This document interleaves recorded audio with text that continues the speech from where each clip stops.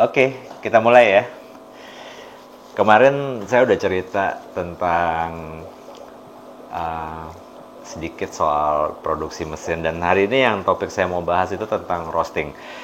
Jadi teman-teman, roasting itu sederhananya adalah memasak biji kopi mentah kemudian jadi kopi yang matang. Tapi sebelum kita praktek mesin roasting, ada hal penting nih yang saya ingin sampaikan tentang salah satu proses roasting. Jadi saya baca banyak banyak jurnal, dan ada beberapa jurnal-jurnal yang saya baca itu udah seperti compile, dan ini riset yang udah dikerjakan sejak tahun 2008 sampai 2018, lebih dari 70, bahkan lebih dari 70 jurnal yang bicara tentang akrilamida. Akrilamida itu adalah senyawa zat yang terbentuk akibat dari proses roasting kopi. Kenapa ini jadi penting buat concern kita, roaster? Supaya ketika kita ngerosting, ada satu hal yang saya mau sampaikan. Teman-teman ketika jadi roaster, berarti teman-teman memproduksi produk yang nantinya akan dikonsumsi oleh kita. Pertama adalah diri kita sendiri, kemudian ya akan dikonsumsi oleh orang lain.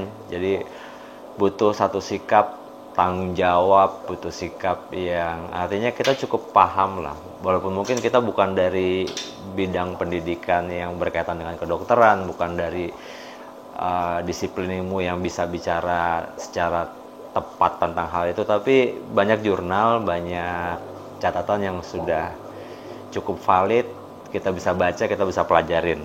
Oke, yang gue mau bahas hari ini adalah tentang akrilamida. Jadi akrilamida ini adalah zat yang hadir ketika produk bahan baku awal, yang pada saat ini topiknya kita bicara kopi, itu akan terbentuk ketika dia terpapar oleh panas. Jadi komponen utama penyusun dari green bean, bahan baku kopi ini, biji kopi hijau, itu adalah karbohidrat dan asam amino. Asam amino dan karbohidrat ini kemudian ketika dipapar panas, dia akan menghasilkan salah satunya yang berbahaya untuk kesehatan kita adalah akrilamida itu tadi. Kapan akrilamida ini mulai terbentuk?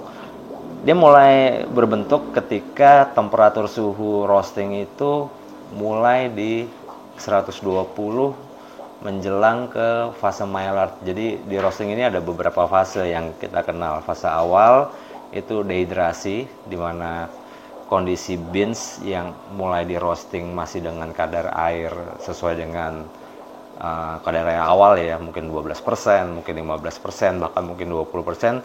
Kemudian di dehydrated, dikeringkan, dan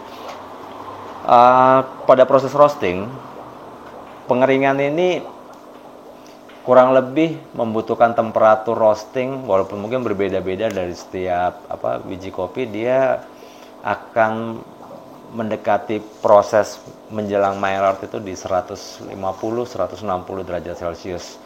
Nah, pada saat ini kopi sudah mulai menguning, artinya kadar air yang tadinya di awal itu ada sekitar mungkin 12 atau 15% itu tadi sudah mendekati ke angka 6%. Nah, apakah biji kopi ketika selesai di roasting dengan level roast yang misalkan light, medium, atau dark akan benar-benar kehilangan kadar airnya?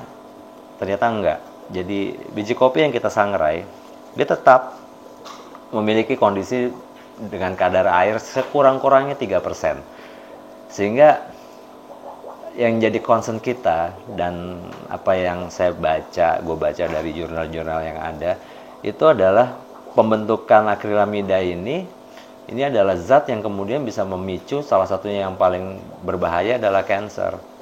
Nah, selain temperatur, suhu yang memicu, ada hal lain, yaitu durasi waktu yang panjang ketika roasting itu dilakukan. Semakin panjang kita merosting, semakin banyak akrilamida yang terbentuk di dalam biji kopi itu yang kita roasting. Sehingga ini seperti kita nggak bisa ya, dalam artian oke, kalau kayak gitu saya harus roasting secepat-cepatnya supaya bentukan akrilamidanya tidak terlalu banyak. Beberapa lembaga kesehatan di banyak negara, termasuk terakhir kali 2016 itu WHO memberikan ambang batas toleransi untuk tubuh kita terpapar oleh akrilamida, dan ini cukup jelas di jurnal mereka yang menyatakan bahwa akrilamida ini tidak terlalu menjadi zat yang membahayakan untuk tubuh kita, tapi dalam kondisi sangrai yang tertentu. Artinya gini, yang saya mau sampaikan teman-teman, sejauh ini kita kenal ada 3 level roasting, ada light roast, ada medium roast, ada dark roast. Nah, akrilamida itu akan terbentuk dengan jumlah yang bahkan akan melewati ambang batas dari yang bisa kita konsumsi itu ketika dia di roasting hingga menjadi dark roast, bahkan ketika dia menjadi oily. Dan ini yang buat saya secara pribadi jadi concern. Kenapa? Karena sebagai roaster tentu kita punya tanggung jawab ya. Tanggung jawab kita sebagai orang yang berprofesi mengolah produk makanan, kita yang menyangrai, dan produk yang kita sangrai itu akan menjadi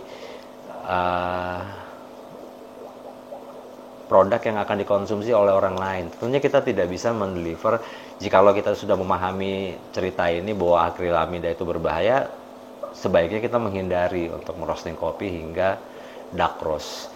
Sisi lain, merosting kopi dark roast tentu punya banyak tendensi. Ada alasan kenapa orang merosting kopi dengan dark roast, karena dia punya kecenderungan aroma dan taste yang unik, sehingga dalam beberapa seduhan kopi dark roast ini punya tempat yang cukup istimewa, sehingga banyak juga penggemarnya. Tapi apakah dengan seperti itu kita harus tetap bersikukuh bahwa oke, gue jadi roaster, gue nggak mau ngerosting dark roast? Ya, saya rasa ini pilihan, tapi kelihatannya kita juga sebagai profesional, sebagai orang yang mau bertanggung jawab terhadap profesi yang kita ambil, tentunya kita harus memperkaya pengetahuan kita. Jadi ini jadi concern penting supaya ketika kita ngerosting, kita tahu apa yang kita kerjakan, kita tahu apa yang kita olah, kita tahu apa yang kita berikan ke konsumen kita.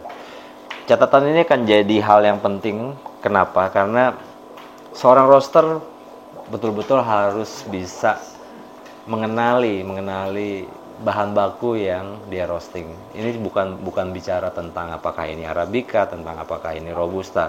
Konten saya di video kali ini lebih ke produk yang baik. Produk yang baik tentunya datang dari lokasi pertanian yang baik, pengolahan yang baik, metode pemetikan yang baik, metode penyimpanan yang baik, dan metode pengolahan di mesin roasting yang baik juga. Sehingga kebaikan-kebaikan yang dari bahan baku yang sudah kita milikin ini, dimana kita mungkin nanti akan lebih dalam lagi belajar tentang apa aja sih defect dari kopi, apa aja sih konsekuensi jikalau kita mengkonsumsi defect itu. Nah, kembali ke akrilamida. Ada sifat dari akrilamida yang perlu kita ketahui, bahwa akrilamida itu dia larut di dalam air, sehingga metode seduhan apapun yang kita lakukan, yang kita buat untuk membuat minuman kopi, baik itu tubruk, filter, ataupun dengan espresso base, itu tidak bisa mengurangi jumlah akrilamida yang larut di dalam minuman kopi kita. Sehingga satu-satunya hal yang perlu kita pahami sebagai seorang roaster, ini punya dampak, walaupun meskipun jumlah paparan tentunya juga ada hubungannya dengan berapa banyak sih kopi yang dikonsumsi per hari, berapa banyak sih kita meminum kopi itu dalam rentang waktu, sehingga akrilamida itu punya konsekuensi ke tubuh kita. Dan apalagi ini bisa memicu kanker ya, sehingga sebagai seorang roaster saya hanya membatasi pembicaraan tentang akrilamida ini sejauh profesi kita sebagai seorang roaster, bahwa kita perlu tahu bahwa semakin panjang durasi roasting kita itu akan memicu akrilamida lebih banyak, dan semakin hitam kita merosting kopi kita itu akan meningkatkan pembentukan akrilamida di dalam kopi yang akan kita roasting. Nah, ini menimbulkan konsekuensi tanggung jawab. Kita punya kewajiban juga untuk bisa menyampaikan hal ini. Dan sebelum kita tahu tentang hal itu, gue sangat menyarankan teman-teman buat mau belajar, mau cari informasinya, pelajarin, sehingga kita sebagai seorang roaster kita punya cukup pemahaman yang lengkap. Apalagi zaman sekarang dengan banyak informasi, banyak cara yang kita bisa cari untuk dapat informasi itu, ya itu menimbulkan bentuk tanggung jawab yang baik untuk kita, terutama dengan profesi kita sebagai seorang roaster. Saya rasa dari saya seperti itu. Kita lanjut nanti ke video berikutnya. Terima kasih.